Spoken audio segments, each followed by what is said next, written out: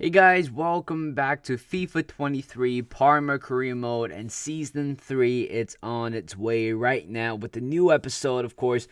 This episode is going to be very interesting. I made a mistake, big mistake, which I will go over there later. But well, let's talk about what we expect in the team for next season or for the upcoming season. So, yeah, we won the league. Good for us. I mean, it's not much of a challenger in the end, not much of a challenge towards the end, actually. I think we were 12 points clear at one point, or 12, yeah, around 12 points clear. But the thing is, right now we're European football. Right now we have to play pretty much an extra game or extra 2 games per month. And the toughest part is pretty much trying to balance the squad a little bit. Of course, we have a pretty good squad, but some of them still need more room to improve. And certainly, right now, we have quite a bit of money in the summer transfer window to kind of strengthen some of the areas that I think we need to strengthen. Of course, the first of all is pretty much the center midfield area and also one wide midfielder. Hopefully, that will be the case. So 2 players have confirmed they have left the club, Barba and also Casiagre.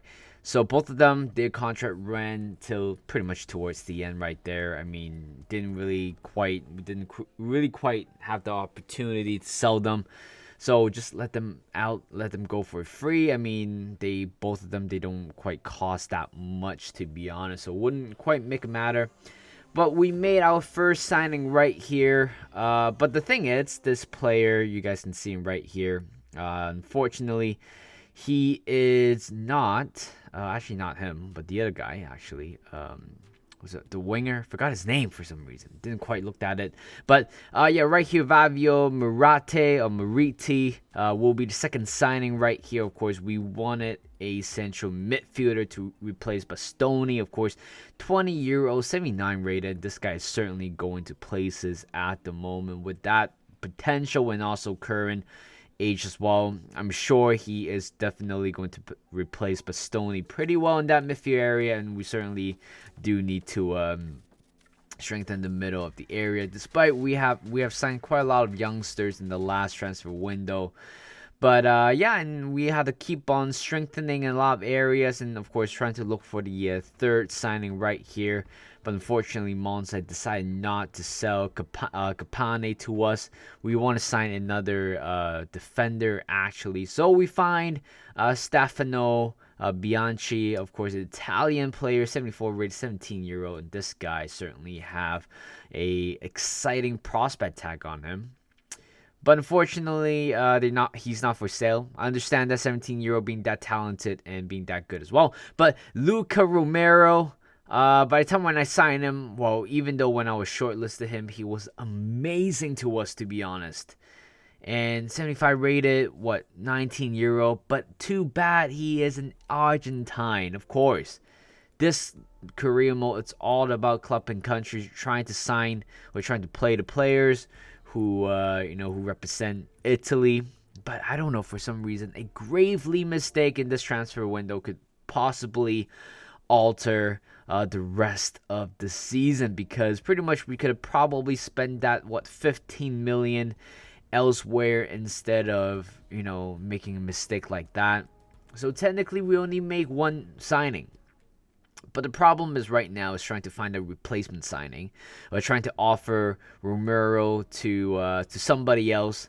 And I was looking for a lot of clubs, for adding Romero into the club or into the deal. And finally, we have got ourselves a good player, Nicolo, I believe, Caselle, defender from Napoli. And finally getting rid of the saga right here. So we made 2 signings technically in the end. I mean, actually 3, but it was honestly, it sucks, to be honest. I mean, like I said, we could use that money elsewhere and reinvest somewhere else instead of signing a center back. Honestly, center back is not quite of a priority, but the fact that if I was able to sign a good wide midfielder or winger at the start of the transfer window with the budget that we have, which I believe it was 78 million euros, then we would not have, we don't, pretty much we wouldn't run into a situation like this. And we can actually slowly allocate other funds as well. So, I mean, which means that in the end, signing a winger and also midfielder are a must. Well, we signed both of them, so good thing for us. But right now, looking at the, right now it's all about the outgoings. Certainly, some players I don't think is going to improve. Of course, the first player that left pretty much is Antonucci. Of course, we have two center attacking midfielder. And at the same time, I have sold Wisdom Mame.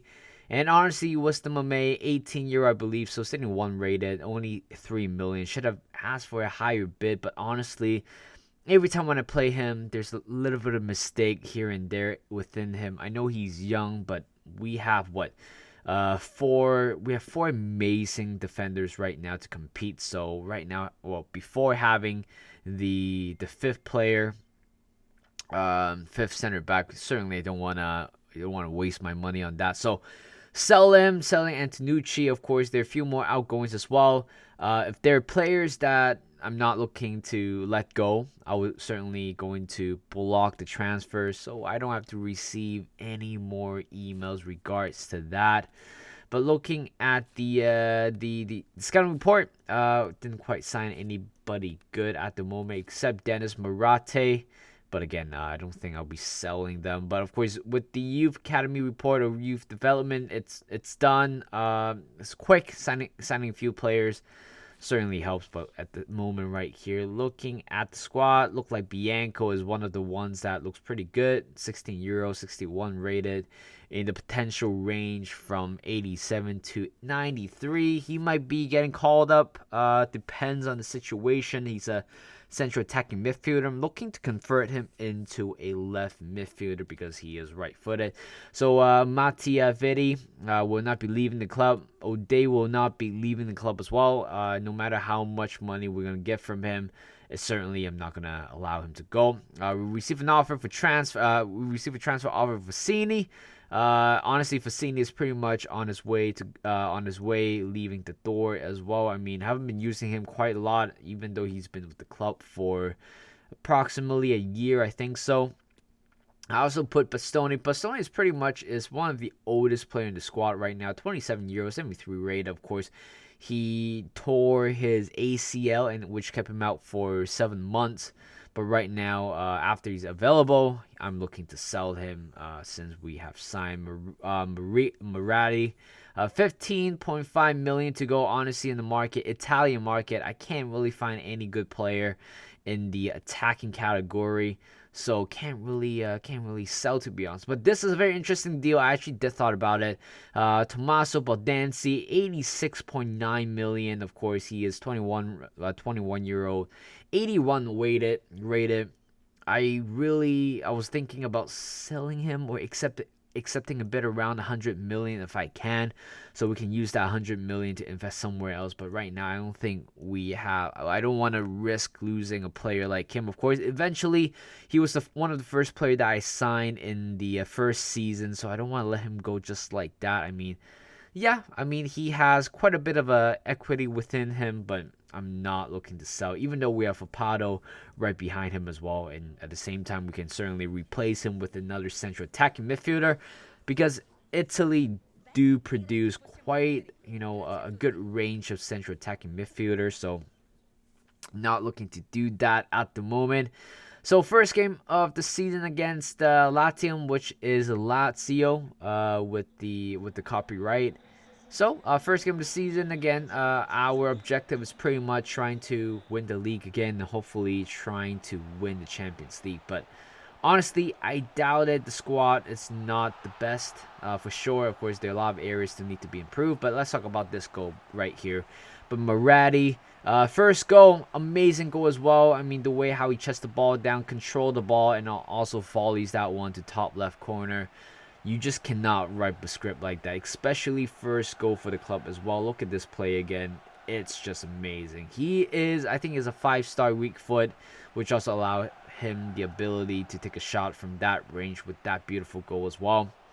Scoring the first goal to start the season, which is amazing. And, of course, in the cup competition, hopefully we're going to win this time, or maybe securing a double.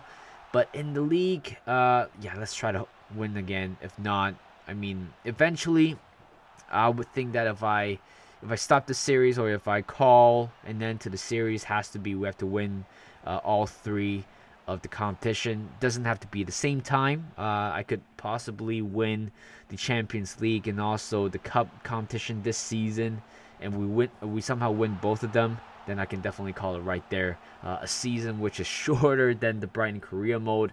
And this one seems to be a lot more fun, actually, with the types of transfer that we have.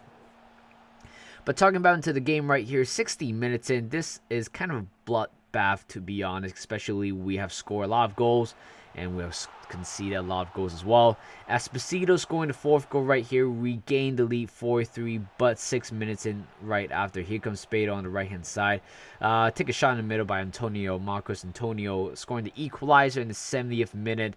Not quite ideal, but 88 minutes in, looking to secure our first win of the season. Here comes a counter-attack from us. Here comes Romano on the right-hand side, one-on-one with the goalkeeper, and finally scoring the last 2 seconds of the game, and he scored a winner. This guy, Romano, should have deserved a much better first season despite being out for 3 months and kind of missing out the last part of the first season. And of course he has been pretty much a fringe player or rotational player, but every time when he came on he actually did make quite a bit of an impact, and just like that he was the one scored the what do you call the winning goal.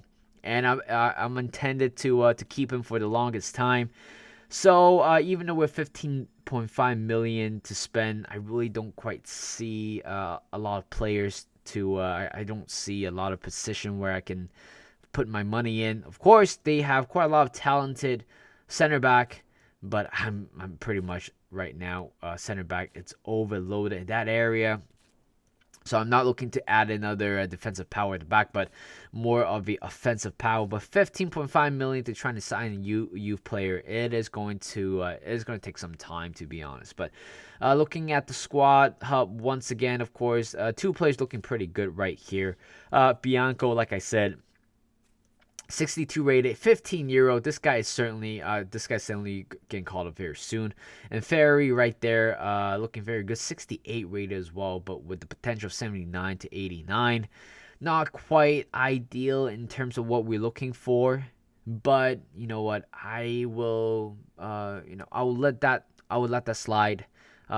Players who had a pretty higher rating but a lower potential range can still stay at the club. I mean, at least we can sell them for profit. Might not be a lot, but certainly going to help the financial budget just a little bit. But 2 minutes in, despite signing a great defender, one of the great Italian defender, Caselli, defensively we're still very prone to counter attack and also shots from mid range. I think Pellegrini scoring the equalizer, and O'Day, actually Ginotto scoring a good goal right there. Good cross by the right back as well. 50 minutes in, I have no clue what the defender was doing. The right back certainly not helping the team at all. 51 minutes in, Udinese scoring the equalizer, but a few more minutes later, here comes Camara Ocho scoring go-ahead goal 3-2. 80 minutes in, we are looking to win the game, and Esposito coming on, replacing Pellegrini, scoring an amazing goal right there. We have tied the game, 5 more minutes to go, and here comes Romano on the right-hand side. Esposito, good first touch, good pass. I'm telling you, Romano, this guy, every time he comes on, either a goal or an assist to change the course of the game. Esposito scoring his hat-trick in this game, but that finish was brilliant, and more importantly, that touch as well. Udinese could have probably blamed the defense a little bit, but, to add the icing on the cake right here, 89 minutes in, here comes Esposito to Romano, crosses in the middle, Boldanzi, Romano with his second assist, of course, for him. 2 assists and 1 goal for the last few games, and we have surpassed Udinese 5-3 in this score, and Romano definitely the play of the game for the past 2 games.